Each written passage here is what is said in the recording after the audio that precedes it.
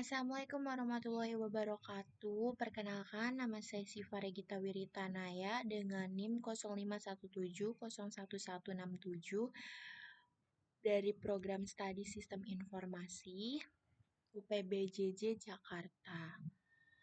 Nah, untuk kali ini, pernahkah kalian berpikir bagaimana Pancasila atau 5 sila yang kita hafal sejak SD bisa lahir? Dan kenapa sampai hari ini masih jadi dasar negara kita? Nah, di video singkat kali ini, saya akan mengajak kalian melihat perjalanan Pancasila dan pelajaran apa yang bisa kita ambil sebagai generasi muda. Refleksi atas proses lahirnya dan perkembangan Pancasila dari masa ke masa.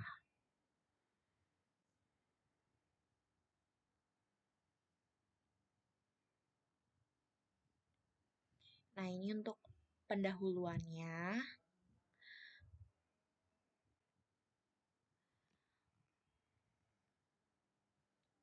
Proses lahirnya Pancasila.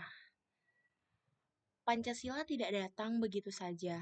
Pada sidang BPUPK tanggal 29 Mei sampai 1 Juni, tiga tokoh Muhammad Yamin, Soepomo, dan Soekarno menyampaikan gagasan dasar negara.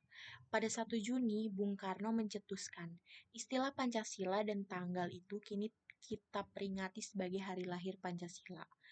Lalu, Panitia 9 menyusun Piagam Jakarta pada tanggal 22 Juni 1945, akhirnya pada 18 Agustus 1945, sidang PPKI mengesahkan UUD 1945. Saat itu, 7 kata pada sila pertama dihapus demi persatuan seluruh rakyat Indonesia. Sebuah pelajaran besar, kepentingan bangsa selalu di atas kepentingan golongan.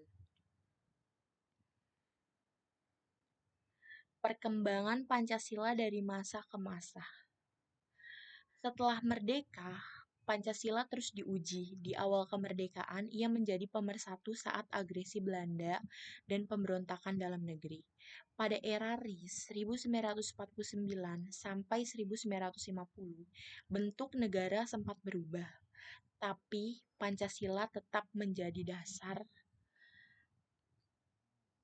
Era demokrasi terpimpin 1959 sampai 1965, menunjukkan bahaya ketika Pancasila ditafsirkan sepihak oleh kekuasaan.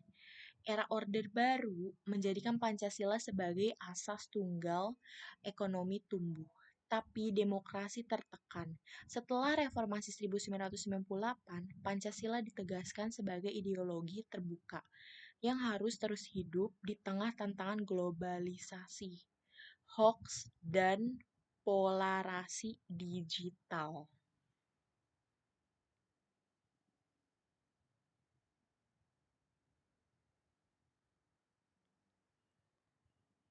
Refleksi generasi muda. Lalu apa pelajaran buat kita generasi muda? Pertama, berpikir kritis, jangan mau Pancasila dipakai sebagai alat kekuasaan. Kedua, toleransi, meneladani Panitia 9 yang rela berkompromi demi persatuan. Ketiga, cinta tanah air, menjaga NKRI dari hoax dan polarasi di media sosial. Keempat, atribut berkontribusi, gotong royong, anti korupsi, peduli sesama. Pancasila bukan untuk dihafal, tapi untuk dihidupkan.